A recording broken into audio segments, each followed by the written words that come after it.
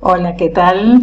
Empezamos un nuevo módulo, el módulo 2. Ya en el módulo 1 vimos todo lo referente a los signos, a los 12 signos del zodíaco, su clasificación y por detalle, uno por uno, todos los signos, esas 12 energías, esos 12 arquetipos.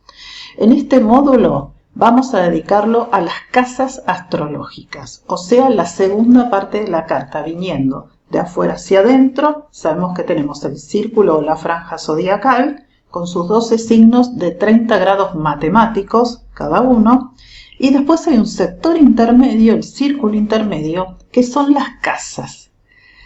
Vamos a ver de qué se tratan las casas. Las casas tienen que ver con temas de la vida, ¿sí? De la vida terrenal, de la vida cotidiana, que van desde los más prácticos hasta los más sutiles.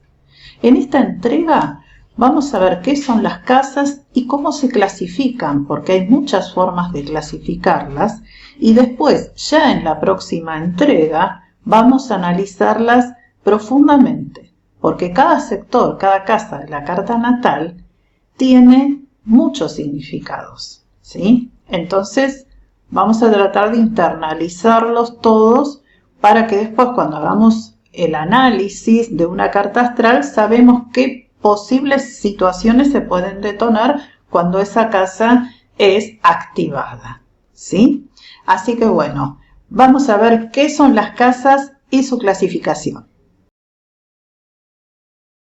Para eso, vamos a imaginarnos que nuestra carta natal está superpuesta a lo que es la Tierra, así como vemos en este gráfico, para poder entender cuál sería la parte diurna y la parte nocturna de la carta, cómo se vería eso. Fíjense que si tomamos esto como una carta natal, en este caso es una carta que tiene un ascendente en Leo, ¿sí? Siempre las cartas natales se van a leer en un sentido antihorario, o sea que siempre el movimiento va a ser hacia aquí. Por eso la casa 1 está acá, la 2 acá, la 3 y así sucesivamente. Entonces fijémonos en este muñequito que es como si fuéramos nosotros viviendo en la Tierra, situados en el centro de la carta, en ese círculo central. Alrededor nuestro está el zodíaco, ¿sí? Que inclusive va hasta por debajo nuestro, ¿sí? Bien, también están los planetas. Entonces, esta línea que es este-oeste, acá lo vemos un poco mejor, se llama línea del horizonte, ¿sí? La parte del ascendente estaría simbolizando el amanecer. Luego, el Sol, en este recorrido, que el Sol sí hace un sentido horario, mientras que en astrología todo va en sentido antihorario, al mediodía está aquí arriba, al atardecer en el lado opuesto al amanecer y a la medianoche en el lado opuesto al del mediodía. ¿Esto para qué nos sirve saberlo? Porque si nosotros nacimos de día, nuestro Sol, o sea, nuestra esencia, este circulito con el punto que nos habla de nuestro signo solar, en lo que toda la vida dijimos soy de Tauro, soy de Géminis. Si nacimos de día, tiene que estar en este sector del mapa, no acá, porque este es el sector nocturno y este es el sector diurno. Cambio, si yo nací de noche, mi Sol va a estar de este lado. Entonces, para que ustedes entiendan, lo que es un sistema de casas es lo que conecta el cosmos con la vida cotidiana. ¿Sí? Miren qué importante que es. ¿Quién lo fija el sistema de casas? La hora de nacimiento y el lugar geográfico. Cuando hacíamos las cartas a mano, teníamos que tener muy en cuenta sobre todo la hora de nacimiento y el lugar geográfico también, porque se hacía una cuenta compleja que hoy las hacen los programas, los software de astrología, y después teníamos que ir a un libro que se llamaba Tabla de Casas y ahí nos decía dónde estaban las casas, en qué grados y en qué signos. Entonces, bien, acá está el muñequito, seríamos nosotros, El amanecer sería el ascendente, medio cielo, descendente y fondo de cielo. Las casas, ¿qué son? Representan situaciones reales y formales de la vida con sus diferentes tipos de experiencias y actividades. El efecto de las casas empieza en el momento del nacimiento y constituye algo de lo que la persona debe ocuparse durante toda su vida. El ser humano empieza a vivir de verdad cuando toma conciencia de su entorno. Y esto es así porque el ascendente, que es la casa 1, ¿sí? Ascendente se le dice a la línea donde comienza la casa 1, ¿sí?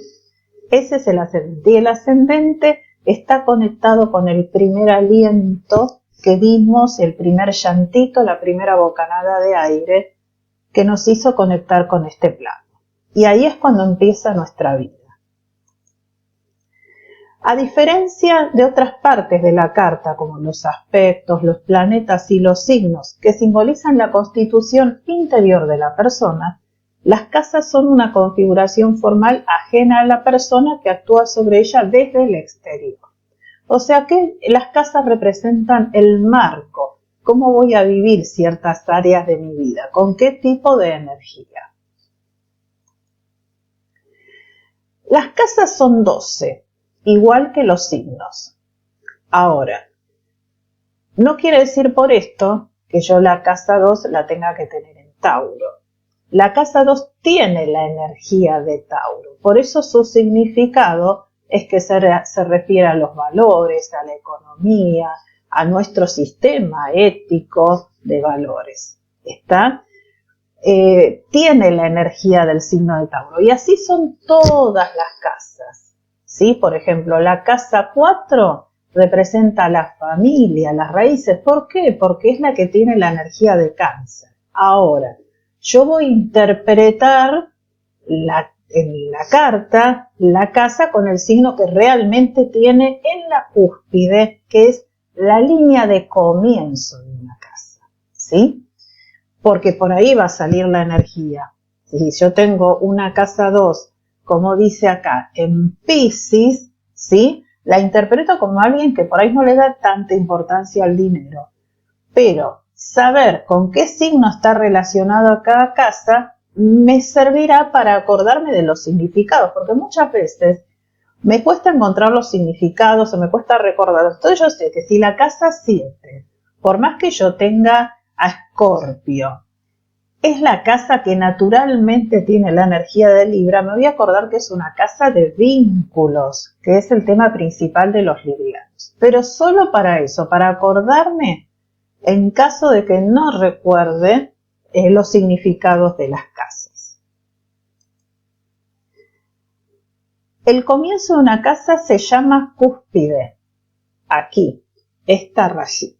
Aquí comienza en esta carta la casa 2, 26 grados de Leo. Si ustedes cuentan en sentido antihorario, 5, 10, 15, 20, 25, 26. ¿Sí? Acá comienza la casa 2.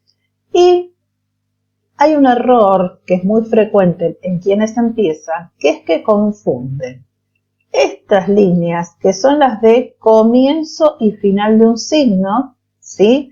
Comienzo del siguiente, final de un signo, con estas líneas. Entonces a veces se equivocan por eso. Cuidado de no confundir el comienzo de una casa con el comienzo o el final de un signo. Generalmente cada casa, nosotros no trabajamos con casas iguales. Las casas son desiguales. Pero generalmente cada casa está regida por un signo. ¿Qué quiere decir? Vamos de nuevo acá. Si yo acá tengo la 2 empieza en Leo, la 3, bueno, en este caso justamente también hay intercepción. Tendría que empezar en Virgo, en lo normal. Pero sucede a veces, como pasa acá también en esta figura, que tengo la cúspide de inicio a finales de un signo. Hay otro que no tiene cúspide y la siguiente está en los primeros grados de un tercer signo. ¿Qué pasa? Me queda este se me fue la figurita. Me queda este sin cúspide. Esto se llama signo interceptado. En la casa 5, en este caso, está Libra interceptado. Y como la casa 5 es simétrica con su casa opuesta, que es la 11, estará Aries interceptado del otro lado. Bien. Otro concepto que hay que tener muy claro es que siempre va a haber casas vacías en una carta. ¿Por qué? Porque yo tengo 10 planetas básicos y 12 casas. Aunque tuviese desparramados todos los planetas, nunca completaría las 12 casas. Pero no quiere decir por esto que esa casa no funcione o no se viva, ¿sí? Hay que fijarse cuál es el signo que está en la cúspide. Por ejemplo, aquí la casa 6, tengo la cúspide a finales de Tauro. O sea, la energía de casa 6 se va a vivir por este signo. ¿Yo puedo tener más de un signo en una casa? Sí. De hecho, acá está Tauro y está Géminis. Y seguramente si la cúspide está muy cerquita del comienzo del otro signo, se manifieste más el segundo. Pero siempre lo voy a tener que leer con esa impronta de dónde está exactamente la cúspide. ¿Sí? Entonces, las casas vacías funcionan. Si yo tengo la casa 6 regida por Tauro, sé que es una persona que es perseverante, por ejemplo, en su trabajo, que puede tener trastornos de salud que tengan que ver con la energía de este signo, o sea, todo lo que está en el área del cuello. O sea, hay varias cosas y significados que pueden salir a partir de que yo lea el signo de la cúspide y después otras cosas, obviamente, aunque no tenga planetas en esa casa. Muy bien, y vamos a empezar con la clasificación propiamente dicha. La carta la podemos cortar a la mitad, como si fuera una naranja, ¿sí? En forma horizontal, por la línea del ascendente-descendente, ¿sí? Entonces se me generan dos hemisferios, dos mitades, el superior y el inferior.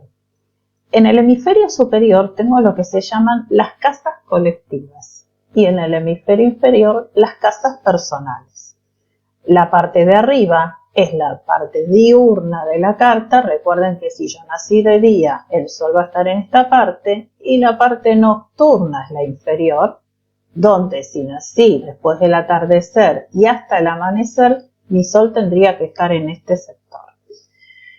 ¿Qué pasa cuando una persona tiene más planetas arriba que abajo? Evidentemente es una persona más dada a la vida social, a mostrarse en el palco del mundo.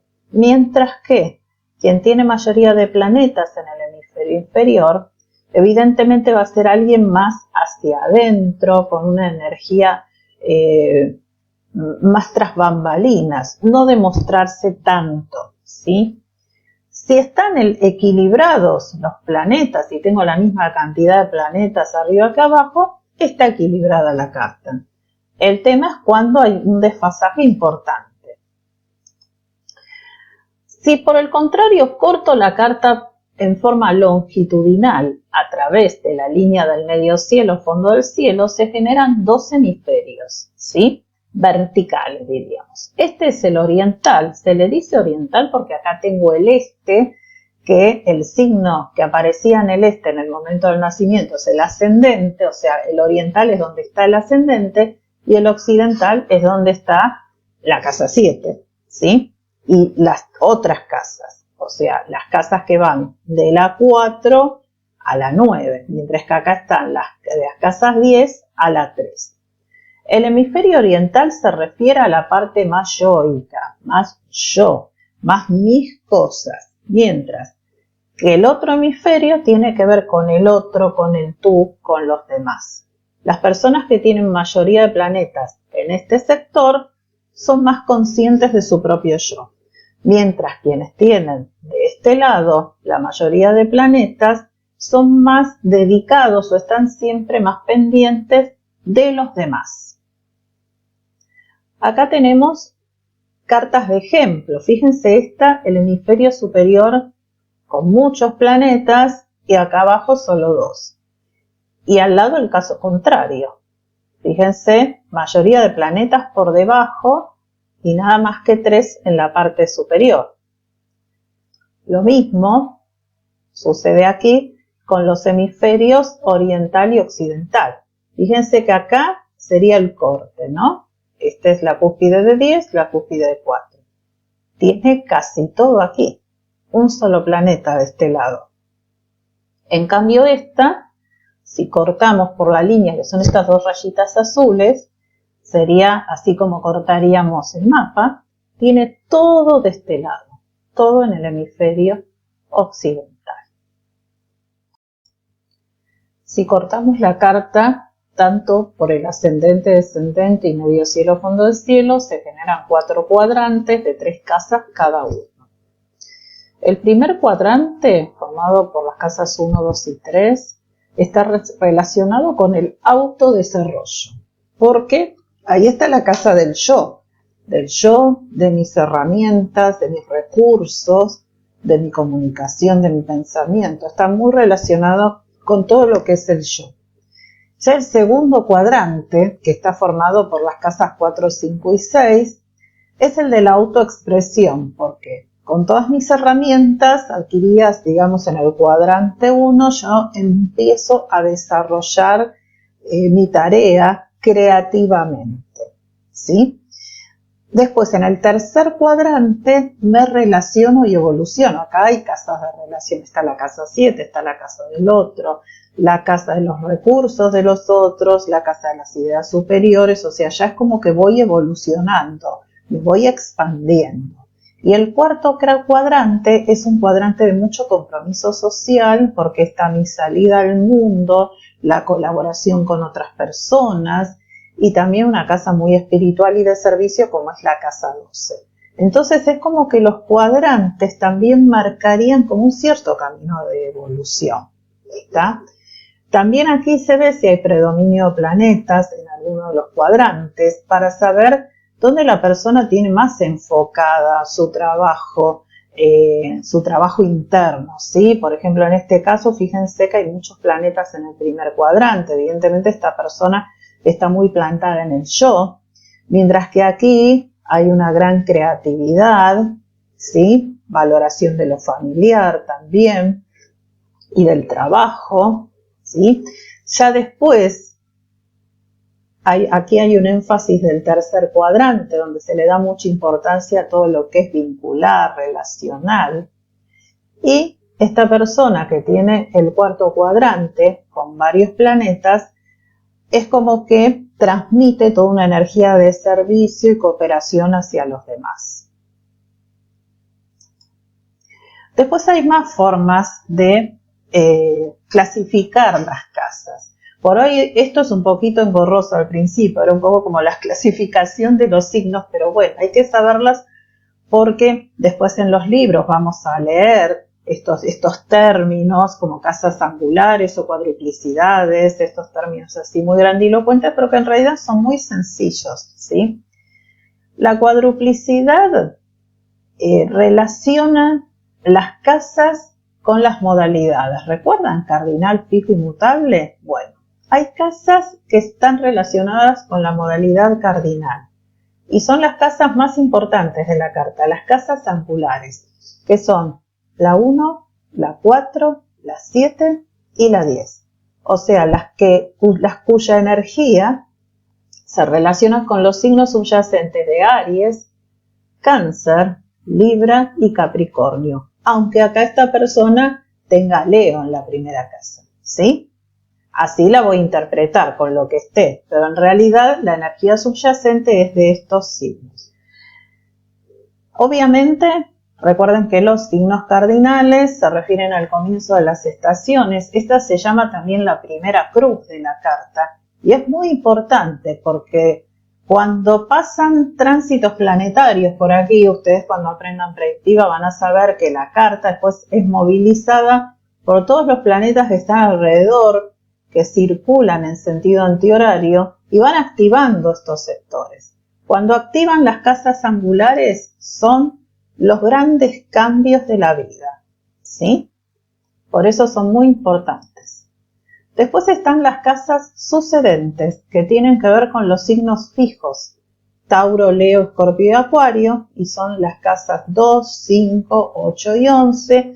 Los signos fijos, recuerden que tienen que ver con el afianzamiento de las estaciones, entonces estas son casas como muy estables, muy concretas.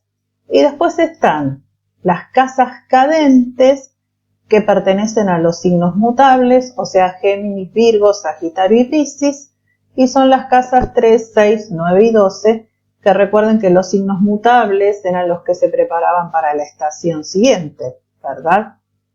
Pero de esta clasificación, las que más hay que tener en cuenta son las casas angulares. Y después tenemos una clasificación que yo por ahí le doy un poco más de importancia acá sí a esta clasificación, aparte de lo angular, de lo anterior.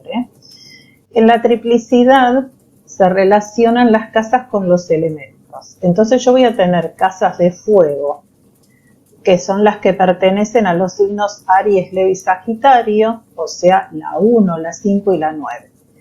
Esta trilogía, o los llamados triángulos de Bailey, ¿sí?, me van a servir para hacer un paneo muy rápido de la persona. Por ejemplo, si veo estas casas de fuego, voy a saber cómo se autoafirma esta persona. Por ejemplo, en este caso, que justamente sus casas de fuego están en signos de fuego, esta persona se autoafirma muy bien, se planta muy bien ante la vida. En cambio, si por ahí tiene signos de agua en casas de fuego, se planta de una manera como muy sensible, por ahí no demasiado activa, sino más bien más pasivamente, ¿está? Por eso me sirve mucho saber esta clasificación. Después tengo las casas de tierra, ¿sí?, que son justamente las que describen cómo materializo y concreto, o sea, cómo consigo mi sustento, cómo soy con mi trabajo, cómo me proyecto socialmente después con mi profesión. Son las casas 2, 6 y 10, pertenecientes a los signos de Tauro, Virgo y Capricornio. Después vamos a tener las casas de aire, que tienen que ver con cómo me relaciono, porque son casas de relación, de comunicación. Ahí están la 3, ¿sí?, recuerden que es de comunicación, entornos, hermanos. La 7, que es la de vínculos de tú y yo como pareja. O sea, igual nosotros todavía no vimos casa por casa, estamos viendo una generalidad. Pero después cuando vean casa por casa van a entender muchísimo más esta clasificación también. La casa 7 tiene que ver con los vínculos de pareja, de socios comerciales. Y la casa 11, grupos y amigos de pertenencia. Entonces son las casas de aire y tienen que ver con el mundo de las relaciones. Y por último, las casas de agua son las casas espirituales de la carta y emocionales, que son la 4, la 8 y la 12. Nosotros nos vamos a manejar con un sistema de casas desiguales. ¿Qué quiere decir? Que hay varios sistemas de casas. Hay algunos que son de casas iguales, como por ejemplo los de Koch, el sistema de casas de Koch, pero ese es un sistema que actualmente en la modernidad no se está utilizando. Son modas. Hay momentos en la historia que se usaron casas iguales, en esto también hay tendencias. Pero en los últimos años, varios años ya, se está utilizando el sistema de casas desiguales y nosotros lo que utilizamos es Placidus. Y se los digo porque por ahí ustedes cuando saquen la carta en un software, ya sea software profesional o los softwares que están en las páginas de astrología, que sea con el sistema de Placidus, que es el que generalmente tienen todos. Entonces, en este sistema de casas desiguales se forman 6 ejes simétricos. ¿Esto qué quiere decir? Que la casa 1 tiene su opuesta a la 7 que mide exactamente lo mismo y se dan los signos opuestos complementarios. O sea, esta casa 1 empieza en Cáncer y la casa 7 empieza en Capricornio y tienen la misma medida. Por eso ustedes van a ver que empiezan en un mismo grado del signo opuesto. Y así sucesivamente, la 2 con la 8, la 3 con la 9, la 4 con la 10, la 5 con la 11 y la 6 con la 2. O sea, la carta en este sentido tiene 6 ejes, ¿sí? Y esos ejes se refieren a temas también.